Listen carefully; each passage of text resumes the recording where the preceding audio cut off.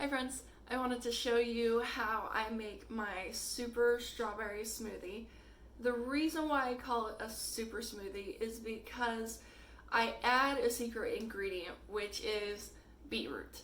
I've never actually eaten beetroot before I started doing this, but I wanted to try it, and it said that the beetroot has a very earthy flavor and that it's not going to change the flavor of your smoothie too much.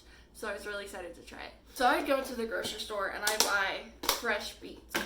I just chop up the beets and it will dye your clothes. Beetroot is the thing that colors everything. Dice the beetroot up and then I will freeze it on a sheet pan, or if I'm really lazy, I'll just freeze it in one of these containers and then shake it when I need to get it out. The other thing that I do is I actually use the beetroot leaves because I'm trying to up the amount of vegetables that I'm eating.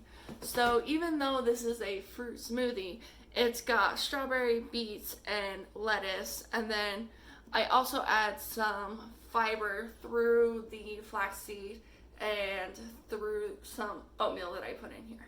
So there's one other secret ingredient that I add into it, and that is pineapple. I don't put any sugar in my smoothies. You can if you want, but since I'm drinking 3 or 4 of these a day as my meal, I don't want to put extra stuff into it. So I try to sweeten it with the food, and that will be plenty of enough sweetness for me. Okay, so we're switching over to voiceover mode.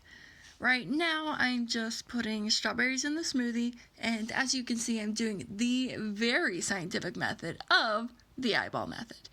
So I'm just keeping aware of where my max fill line is, because you do not want to fill it up over that. Problems galore. So strawberries and then beets are here, and these are not cooked. I just chop them up raw beets. They don't really have a lot of flavor, just a little bit of a earthy flavor. And then this, don't mind the shaking, it's to break up all of the beet leaves. I may actually have some kale or spinach thrown in there just because I needed to condense a bunch of containers. So I do pick up that piece of lettuce, kale, whatever it is on the counter. I know it drove me insane, but it does get picked up and I just throw it in there. And then we've got the pineapple. I love the pineapple. Does anybody else make a really big mess when they make smoothies? Like, hot diggity, I just make so many messes.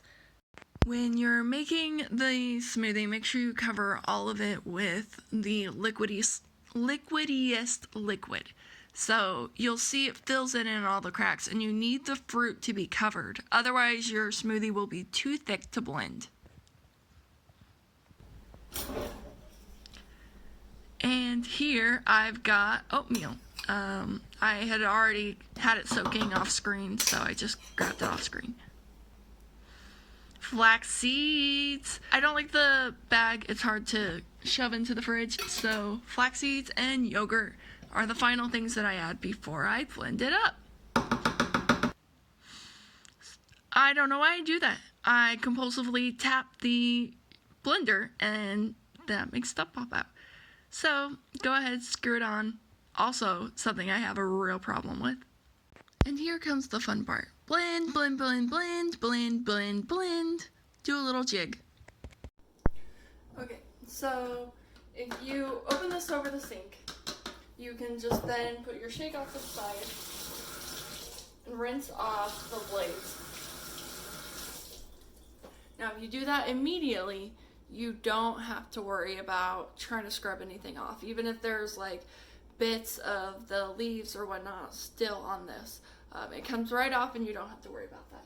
I'm going to put this lid on and we're going to call it good. So this is how it's made. I invite you to try this recipe out. Let me know what you think down below. If you want to know about some other smoothies that I make, I have some other recipes. Thanks. See you next time.